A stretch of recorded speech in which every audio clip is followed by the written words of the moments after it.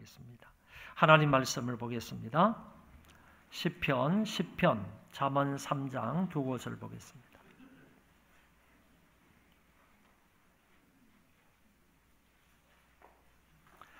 시편 17절, 18절 말씀입니다. 여호와여, 주는 겸손한 자의 소원을 들으셨사오니 그들의 마음을 준비하시며 귀를 기울여 들으시고 고아와 압제당하는 자를 위하여 심판하사 세상에 속한 자가 다시는 위협하지 못하게 하시리이다. 아멘. 잠언 3장입니다. 34절, 35절. 진실로 그는 거만한 자를 비웃으시며 겸손한 자에게 은혜를 베푸시나니 지혜로운 자는 영광을 기업으로 받거니와 미련한 자의 영달함은 수치가 되느니라. 아멘. 여러분, 1월의 주제는 사랑이었고 2월의 주제는 겸손입니다. 이 같은 주제에 관하여서 하나님의 말씀을 살펴보는 것은 모쪼록 이런 말씀을 들음으로 하나님의 성품에 참여하는 자가 되기 위함입니다. 그래서 우리가 하나님의 성품 사랑에 대하여 말씀을 들었으면 작은 것부터 사랑을 실천함으로 하나님의 성품에 참여하는 성도가 되어야 합니다. 그리고 오늘부터 새로운 하나님의 성품 겸손을 배우게 되는데 이것도 마찬가지로 말씀을 잘 듣고 겸손을 배워서 진짜로 겸손한 모습으로 이 세상을 살아가는 사람이 되어야 하는 것입니다. 그래야 하나님의 신성한 성품에 참여하는 자가 되는 것입니다. 우리나라 구약 성경을 구분을 하는데 보통 율법서, 역사서, 시가서, 예언서 이렇게 네 부분으로 구약 성경을 구분합니다. 이 가운데 시가서에 해당되는 성경은 욥기, 시편, 잠언, 전도서, 아가서 이렇게 5권을 일컬어서 시가서다 이렇게 말합니다. 이 5권의 성경 중에서 처음에 말씀을 드린 욥기, 시편, 잠언 요 3권에 나타나 있는 겸손과 교만 또는 교만과 겸손에 관해서 어떻게 말씀하고 있는지를 배우는 시간이 또는 말씀을 듣는 시간이 바로 이 시간이 되겠습니다. 그래서 오늘 시인들이 말하는 겸손이다 이런 제목으로 여러분들에게 말씀을 전하고자 합니다. 어떤 사람이 시가서에 나와 있는 겸손과 교만에 대해서 깊이 연구를 하고 난 이후에 2가지로 결론을 내렸습니다. 첫 번째 결론은 시가서의 말씀을 쭉 살펴보니까 겸손하라는 말씀보다는 교만하지 말라, 교만에 대한 말씀이 훨씬 더 많이 나타나더라 이런 결론을 내리게 되었습니다. 그러니까 겸손해야 됩니다. 겸손하면 하나님이 은혜를 베풀어 주십니다. 이런 겸손에 대한 말씀보다는 오히려 반대로요. 교만하지 마세요. 교만하면 이런 벌이 있습니다. 이런 재앙이 따라옵니다. 이런 말씀들이 훨씬 더 많이 언급이 되어 있다. 그런 얘기입니다. 두 번째는 어떤 결론에 도달을 했느냐 하면은 겸손과 교만 또는 교만과 겸손이 언제나 대조되어 나타나는 것은 아니더라라는 사실입니다. 다시 말하면 겸손하지 않는 사람은 그러면 교만한 사람인가? 이거를 딱 연결을 시키지를 못하더라 그런 얘기입니다. 연결시켜주지를 않더라 하는 말씀입니다. 그래서 교만하지 않는 것이 겸손한 것이 아니다 하는 점들을 말하고 또 달리 말하면 어떤 사람이 겸손하지 않다고 해서 그 사람은 반드시 교만한 사람이다 이렇게도 표현할 수가 없다 그런 얘기입니다. 이 2가지 사실을 그 사람이 시가서를 연구한 이후에 겸손과 교만에 대해서 결론을 내린 사항입니다. 그러면 오늘 이 시간에는 이 욥기, 시편, 잠언서의 말씀을 통하여서 이 시인들은 겸손을 어떻게 정의하고 있는지, 그리고 시인들이 밝혀주는 이 말씀을 통하여서 겸손의 결과는 무엇이고 반대로 교만의 결과는 무엇인지, 이런 점에 관하여서 함께 살펴보도록 하겠습니다. 겸손 또는 겸손한 자라는 말과 병행하여 같은 의미로 사용되는 말들이 꽤 있습니다. 다시 말씀드립니다. 겸손 또는 겸손한 자와 병행해서 같은 뜻으로 같은 의미로 사용하고 있는 그런 말들이 있더라, 그런 얘기입니다. 첫 번째는 겸손한 자는 사회적, 경제적인 약자를 일컫는 말로 사용이 되더라라는 것입니다. 그래서 성경 안에 경제적인 약자를 일컬어서 가련하고 가난하고 곤고한 그런 사람들을 일컬어서 그런 사람들이 겸손한 사람이다, 이렇게 표현되어 있다는 얘기입니다. 사회적으로 착취를 당하거나 사회적 하류층 사람들을 일컬어서 겸손한 자라고 성경은 표현을 합니다. 이런 사람들은 가진 것이 없어서 결코 교만할 수 없는 사람들이다라는 얘기입니다.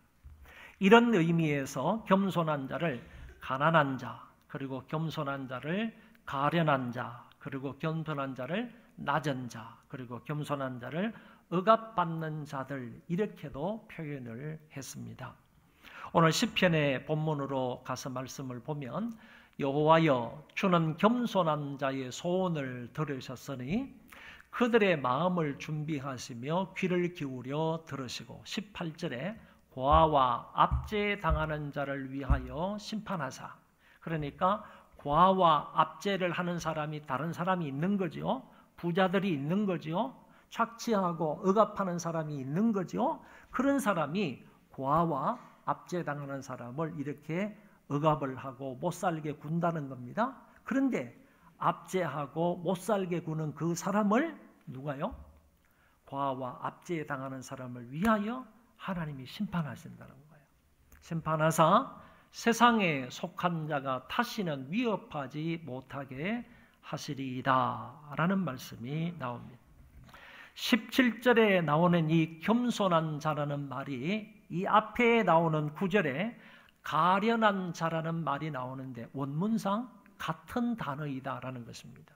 그래서 겸손한 자와 이 앞에 나오는 그 9절에 가련한 자라는 말은 원문상의 단어가 같다는 겁니다. 같게 사용을 하셨고, 뿐만 아니라 이 가련한 자를 여기 시편 10절과 14절에서는 외로운 자라 이렇게 표현을 했고, 12절에 가서는 가난한 자라, 18절 여기에 가서는 고아와 압박당하는 자 이렇게 표현을 했는데 동등한 의미를 갖는다라는 얘기입니다. 궁극적으로 이와 같은 단어들은 다시 말해 가련한 자, 가난한 자, 외로운 자, 그리고 고아와 압박당하는 자는 하나님만을 전적으로 의지하는 의인이라는 말과도 동일하게 사용이 되었다, 그런 얘기입니다. 그래서 겸손이라는 이 단어는요, 사회에서 경제적으로 연약한 그런 사람들, 다른 사람들로부터 압박을 받으면서 낮은 위치에 있는 그런 사람들, 그런 사람들을 일컬어서 시편 기자나 또는 잠언서 기자는 바로 겸손한 자다 이렇게 표현을 했다는 것입니다.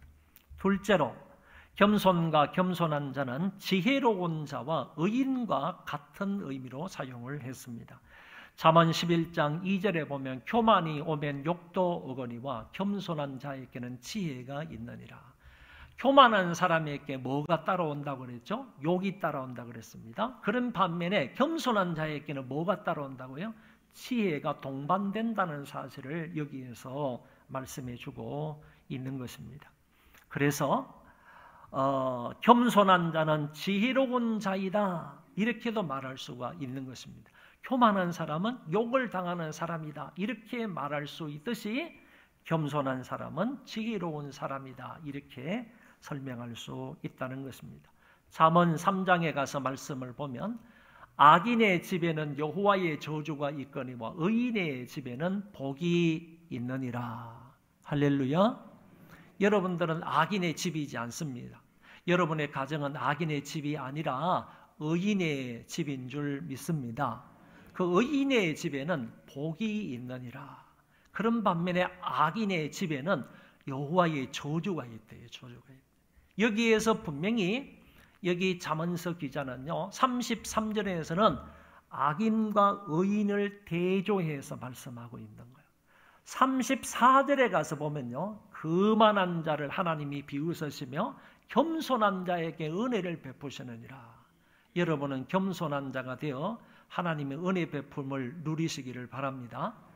그런데 여기 34절에서는 거만한 자와 겸손한 자를 이렇게 같이 대조해서 말씀하고 있는 것이고, 그 다음 35절에 보면 지혜로운 자가 영광의 기업을 받거니와 미련한 자는 영달함이, 자기의 영달함이 수치가 된다. 그래서 35절에는 지혜로운 자와 미련한 자를 대조시켜서 말씀하고 있다는 거예요. 그러면 어떤 말씀이 되느냐라고 하면 33절에 나와 있는 악인, 34절에 나와 있는 거만한 자, 교만한 자, 그리고 35절에 나와 있는 미련한 자, 동급의 사람들이라는 거예요. 동질의 사람이라는 거예요. 이 사람들은 전부 같은 사람이에요. 그러니까 악인이나 거만한 사람, 교만한 사람이나 그리고 미련한 사람은 똑같은 그룹의 사람이라는 거예요. 같은 사람인데 반대로 의인하고 겸손한 사람하고 그리고 지혜로운 자가 또 한 그룹의 같은 사람이라는 거예요. 여기에서 잠언서 기자가 말하고 있는 이 말씀을 통해서 볼 때에 겸손한 사람은 또 달리 어떤 사람이라고 말할 수 있느냐? 그 겸손한 사람은 의인이고 겸손한 사람은 지혜로운 자다. 이렇게 설명할 수 있다는 얘기입니다. 그래서 여기 시인들은 겸손한 자를 어떻게 또 달리 표현하고 있는가라는 것을 지금 보고 있는 중이니까 겸손한 자는 의인이다. 겸손한 자는 지혜로운 사람과 같다. 이렇게 결론적으로 이야기할 수 있는 것입니다. 마지막으로 겸손한 자와 병행하여 나타나는 말이 여호와를 경외하는 자입니다. 할렐루야. 겸손한 사람이 여호와를 경외하는 사람이라는 거예요. 여호와를 경외하는 사람은 전부 겸손한 사람이라는 거예요.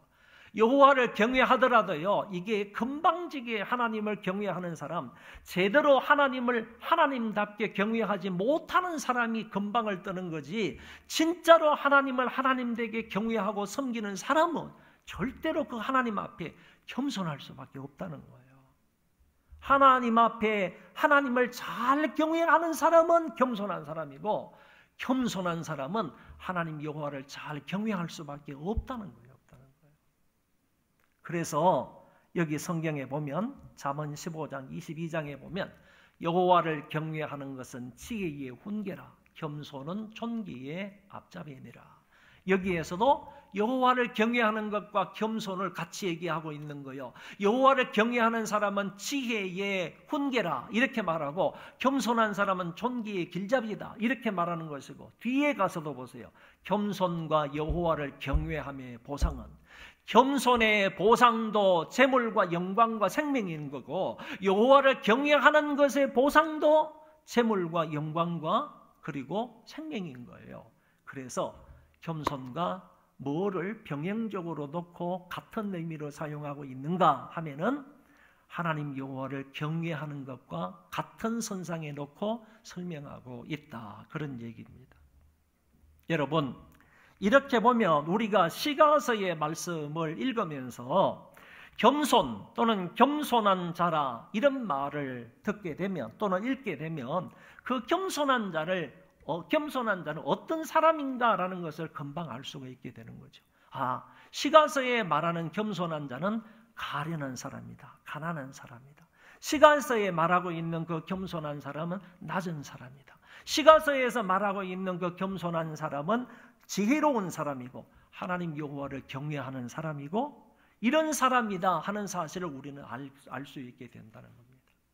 그래서 똑같이 겸손한 말이 겸손함이나 겸손한 자에 대한 말이 아니라 할지라도 혹시 가련한 자에 대한 얘기가 나오거나 아니면 지혜로운 자에 대한 얘기가 의인에 대한 얘기가 나오거나 여호와 하나님을 경외하는 그런 얘기가 나와도 그런 단어나 그런 말이 나와더라도 이거는 겸손하고 충분히 연결을 시킬 수 있는 그런 말씀이다 하는 점을 여러분들이 기억을 하시면 되겠습니다.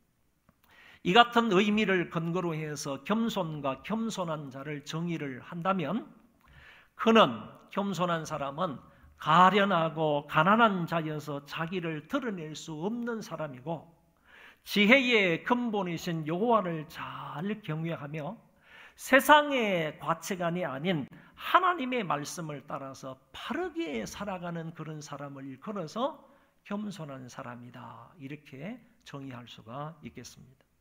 이제 오늘 본문인 시편의 본문으로 들어가겠습니다. 시편 17절 18절인데 우리 다시 한번 읽어보도록 하겠습니다. 다 같이 시작. 여호와여 주는 겸손한 자의 소원을 들으셨사오니 그들의 마음을 준비하시며 귀를 기울여 들으시고 고아와 압제에 당하는 자를 위하여 심판하사 세상에 속한 자가 다시는 위협하지 못하게 하시리이다. 아멘. 겸손한 자의 소원을 들어주신답니다. 믿으면 아멘 해보십시오. 겸손한 사람의 소원을 들어주신대요. 근데 겸손한 사람의 그 소원이 누구로부터 오는지 아세요? 겸손한 사람이 남으로부터 압박을 당하고 부자들로부터 업신여김을 당하고 그랬을 때 그 겸손한 가련한 사람이 하나님 앞에 소원을 올리는 거예요. 그런데 그와 같은 소원을 누가 주시느냐? 그들의 마음을 준비하시며 하나님께서 귀를 기울여서 그들의 소원을 들으신다는 거예요. 내 마음속에 가련한 자의 마음속에 하나님 앞에 내 마음의 소원을 올릴 수 있도록 하나님께서 내 마음에 준비를 시켜주십니다. 저와 여러분들 마음속에 그렇게 기도할 수 있도록 하나님 앞에 아뢰 수 있도록 내 마음을 토해 놓을 수 있도록 하나님께서 내 마음을 준비시켜 주세요. 그런 기도를 하도록 준비시켜 주세요. 그리고 그런 기도를 하면 마음의 소원을 올리면 하나님께서 귀를 기울여서 그 소원의 기도를 들으신다는 거예요. 그 말씀이에요. 그 말씀. 주는 겸손한 자의 소원을 들으셨사오니 그들의 마음을 준비하시며 귀를 기울여 들으시고 고아와 압제에 당하는 자를 위하여 심판하사 고아와 압제에 당하는 사람을 심판한다는 얘기가 아니라 고아와 압제에 당하는 사람을 위해서 그들을 위해서 가련한 자, 가난한 자, 억압을 당하는 그런 사람들, 불쌍한 사람들을 위해서 하나님께서 압제하는 사람을 심판한다는 거죠. 심판하사 세상에 속한 자가 다시는 위협하지 못하게 하시리라. 그렇게 억압하고 짓누르고 말이지, 막말하고 말이지, 업신여기고 하는 그런 사람들이 다시는 위협하지 못하도록 하나님께서 고아와 압제에 당하는 자들을 보호하시겠다. 세상에서 천대받고 가련한 사람들, 그런 사람 하나님께서 보호하시겠다. 다시는 그들이 위협하지 못하도록 하나님 여호와께서 둘러서 진치시겠다. 그렇게 말씀하시는 것이 바로 이 말씀이 되겠습니다. 결국에 본신은 하나님이 악인을 심판하여 주시고 겸손한 자에게는 은혜를 베푸시며 소원을 들어주심으로 아무런 두려움이 없이 살게 하시겠다라는 말씀이에요. 겸손한 자에게는 그 소원의 기도를 들어주시고 그것뿐만 아니라 세상을 살아갈 때 위협하는 사람들이 더 이상 그 사람을 괴롭히지 못하도록 위협하지 못하도록 하나님께서 보호하심으로 두려움 없이 살게 하시겠다. 시인의 고백된 말씀입니다. 여러분, 겸손한 자가 하나님의 보호하심을 받습니다. 겸손한 자가 그 마음의 소원을 이루게 되는 것입니다. 다음은 잠언 3장으로 가겠습니다.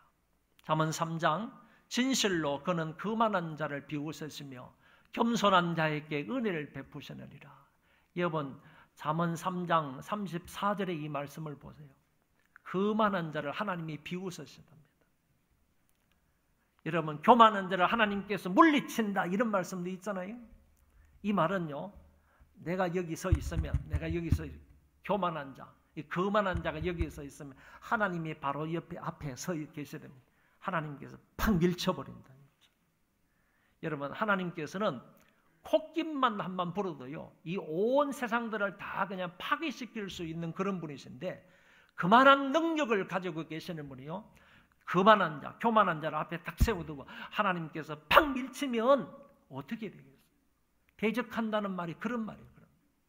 교만한 자를 하나님이 대적하신다, 팍 밀어버리신다. 그러면 밀침을 받은 그 교만한 자가 어떻게 되겠나?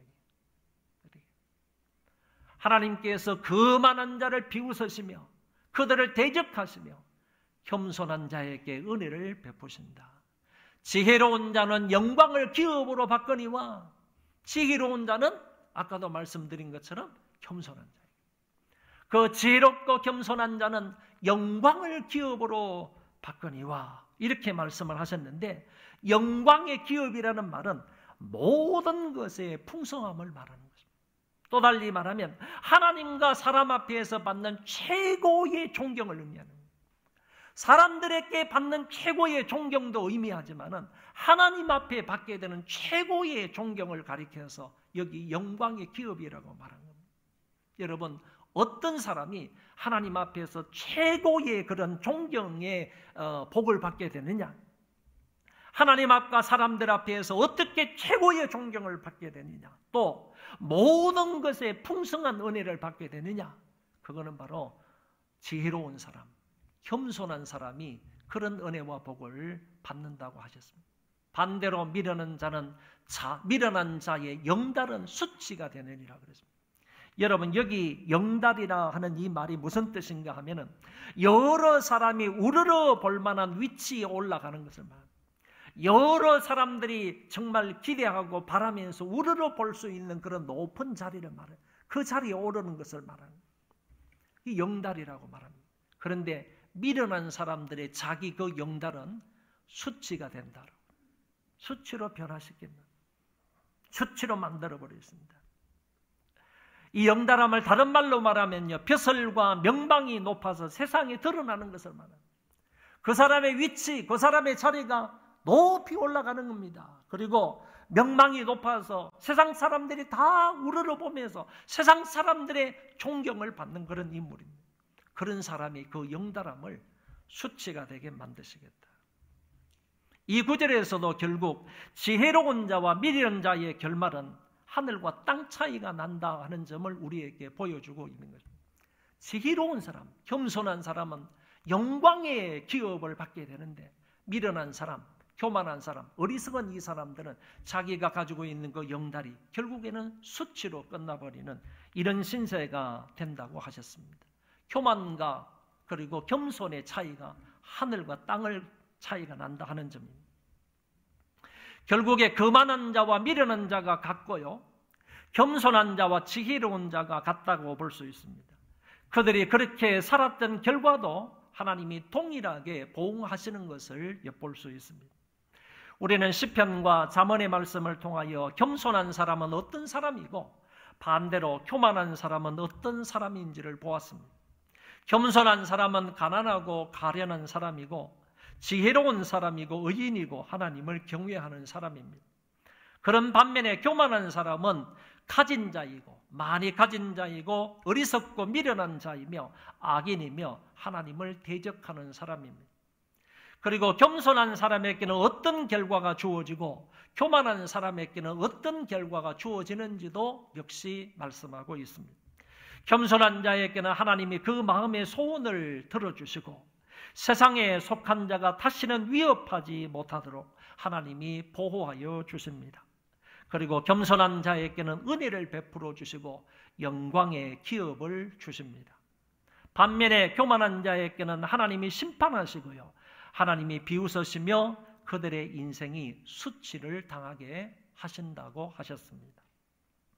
한 걸음 더 나아가서 다른 몇몇 성구들을 통하여서 겸손한 자와 교만한 자에게 이 외에, 지금까지 말씀을 드린 이것 외에 어떤 것으로 하나님이 보응하시고 보상하시는지를 살펴보겠습니다. 잠언 22장 4절입니다. 겸손과 여호와를 경외함의 보상은 재물과 영광과 생명이니라. 앞에서도 살펴보았습니다. 여기에 보면 정말 하나님 여호와를 잘 경외하는 사람, 그리고 하나님 앞에서 자기 자신을 낮추는 겸손한 사람은요, 물질의 복을 받는답니다. 물질의 복을 받는다, 명예의 복을 받는다고 했고 아주 활기찬 그런 생명력을 얻게 된다, 이렇게 말씀하셨습니다. 여러분, 여호와 하나님을 잘 경외하시고 그리고 항상 하나님 면전에서 겸손한 삶을 삶으로 재물의 복도 많이 받으시고 여러분의 명예의 복도 높아지시고 뿐만 아니라 항상 활기찬 그런 생명력을 얻을 수 있기를 바랍니다. 잠언 15장 33절입니다. 여호와를 경외하는 것은 지혜의 훈계라, 겸손은 존귀의 길잡이니라 라고 말씀하셨습니다. 존귀의 길잡이다 하는 이 말은 어떤 뜻인가 하면은, 겸손하게 살아가는 사람에게는요, 부귀와 번영의 복이 반드시 뒤따라온다는 거예요. 그러니까 존귀의 앞잡이가 바로 겸손이지 않습니까? 그러니까 이런 부귀와 번영의 복이 겸손한 사람 뒤에 반드시 따라간다는 거예요. 반드시 따라간다는 거예요. 그래서 겸손은요, 이와 같은 존귀, 부귀의 길잡이가 된다는 얘기입니다. 여러분, 겸손함으로 이와 같은 부와 그리고 번영이 여러분들 뒤에 매일매일 따라올 수 있기를 바랍니다. 잠언 18장 12절에 보면 사람의 마음의 교만은 멸망의 선봉이고 겸손은 존귀의 길잡이다, 이런 말씀이 계속 거듭 반복되어서 나오죠. 교만은 멸망의 선봉이다 라고 했습니다. 이거는 교만하면 결국에 멸망하게 되는데 그 교만으로 인하여서 멸망의 지름길로 가게 된다.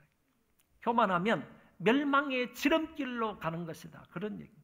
멸망의 지름길로 가려면 교만하면 된다는 거예요. 교만은 멸망의 지름길이라는 거예요. 지름길을 빨리 멸망하기를 원하는 사람은 교만하면 되는 거예요. 성경이 분명히 말씀하고 있습니다. 교만은 멸망의 선봉이다. 또 한 구절 말씀에 보면 잠언 16장 5절에 물은 마음이 교만한 자를 여호와께서 미워하시나니 피차 손을 잡을지라도 벌을 면하지 못하리라. 여기 재미있는 말씀이 나와요. 교만한 자를 여호와께서 어떻게 하신다고요? 미워하신다. 여러분, 하나님께서 교만한 자를요, 미워하신다. 그리고 하나님께서 교만한 자를 대적하신다, 뭐 이런 말씀도 있고, 하나님께서 교만한 자를 비웃으신다, 이런 말씀도 많이 있는데, 한마디로 말하면요, 하나님께서는 교만한 자를 거만하게 대하시는 거예요. 거만한 자를 하나님이 거만하게 대하신다니까요. 그 말이에요. 하나님께서 그들을 거만하게 대하시는 거예요. 거만한 자들은, 그들먹거리는 그런 사람 하나님께서 거만하게 대하시는 거예요. 그런 사람을 미워하시는 거예요. 그런데 그런 사람이요, 살아남겠다고, 그래도 바둥바둥 그 살아남겠다고 피차 손을 잡을 때가 있어요. 이런 거만한 사람들, 좀 가진 사람들, 이런 사람들이 피차 손을 잡아가지고 서로 변호해주면서 서로 이렇게 협력해가면서 자기들의 그 처해 있는 그런 상황을 모면해 보려고 하지만은 하나님의 심판을 면하지 못한다. 하나님의 벌을 면하지 못한다. 그런 사람들이 아무리 지네들이 협력을 하고 힘을 모으고 함께 협력을 한다 할지라도 하나님의 심판은 피해가지를 못한다. 성경은 이렇게 가르쳐주고 있는 거예요.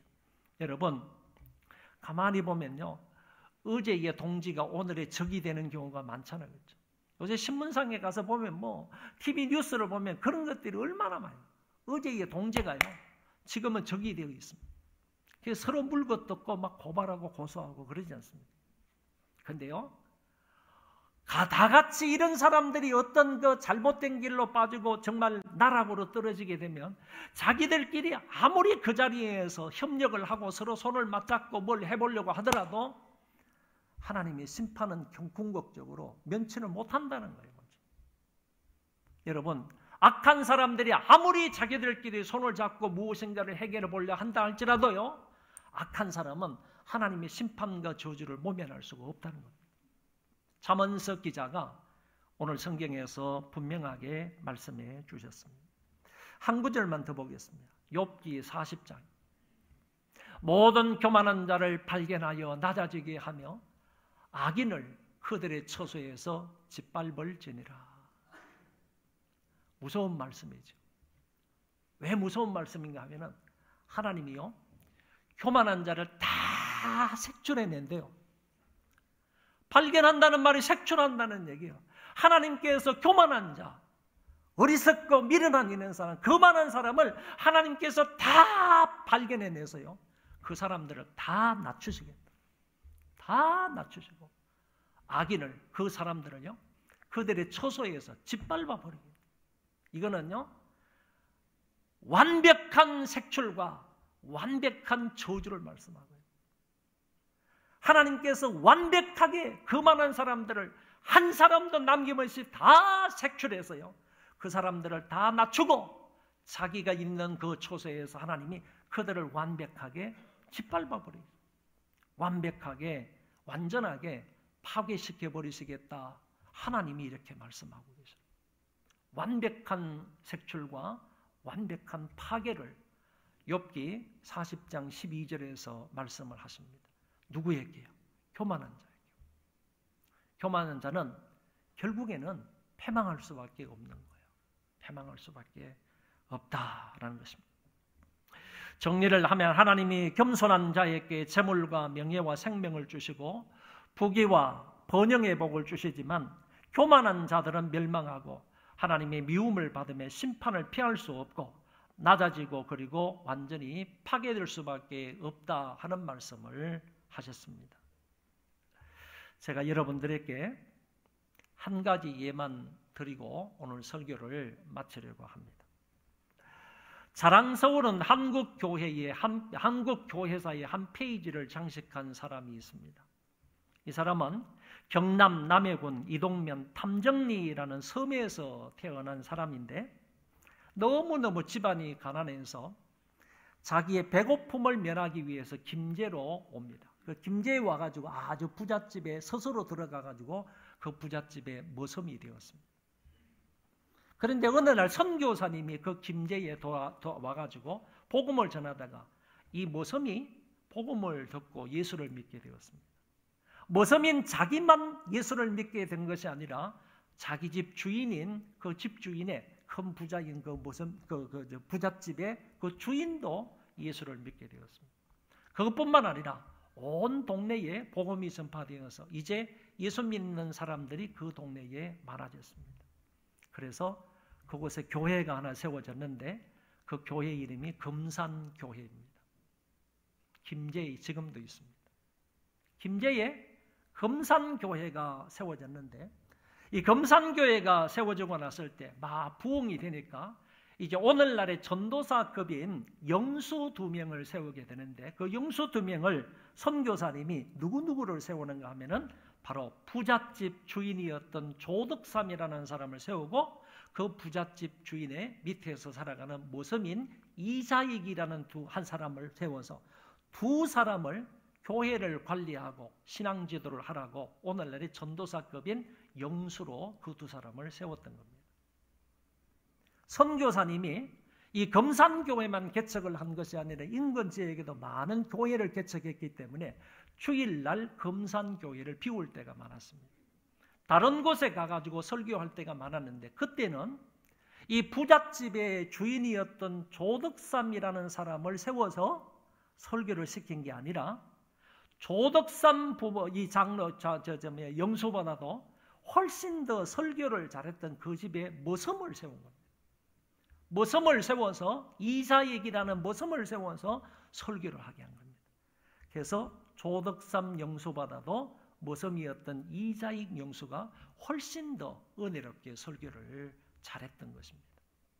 그러다가 1908년도에요. 이 교회에서 두 사람을 놓고 장로 투표를 한 겁니다.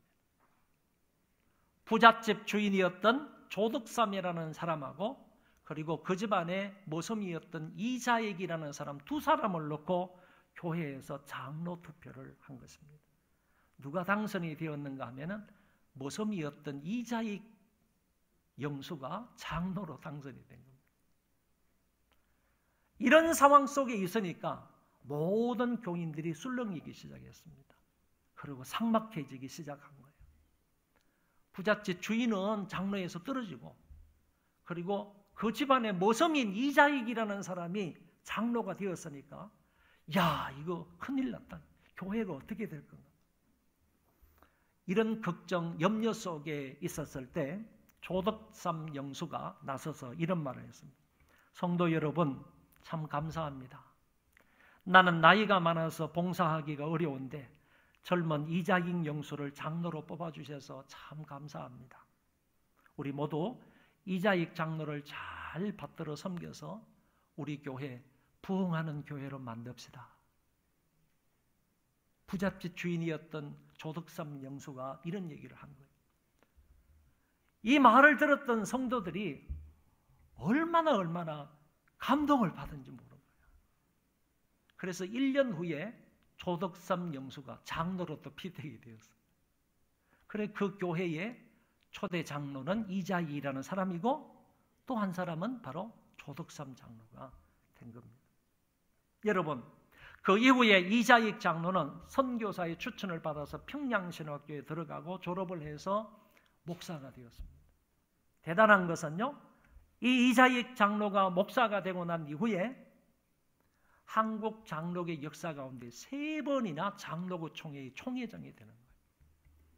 저는 한 번 했지만은 한 번이 아니라 3번이나 장로교 총회의 총회장이 됐다니까요. 이런 사람이 없어요. 그리고 난 이후에 조덕삼 장로님은 정말 그 금산교회를 섬기는데 참 겸손하게 훌륭한 믿음의 본을 보이면서 그 교회를 섬겼던 것입니다.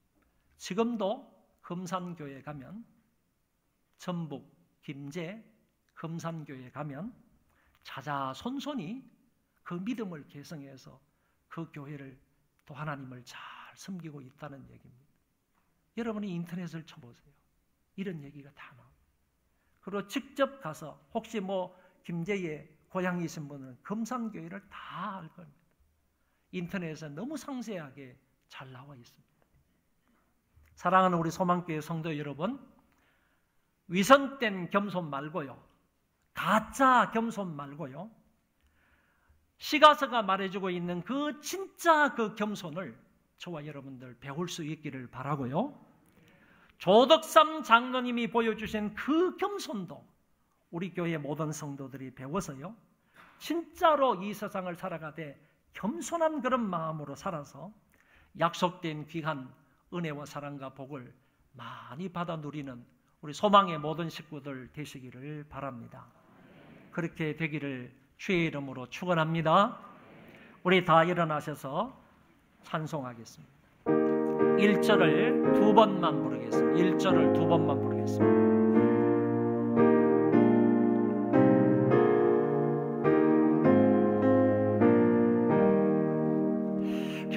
겸손히 주를 섬길 때 괴로운 일에 나누라. 구주여 내게 힘 주사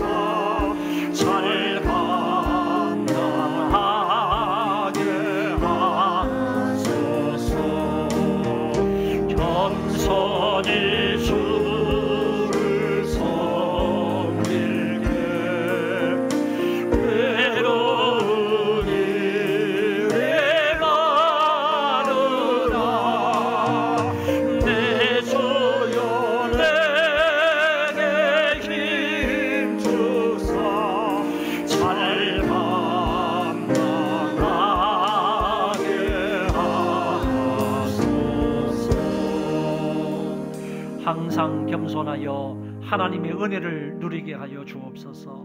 잠깐 통성으로 기도하겠습니다. 하나님 아버지,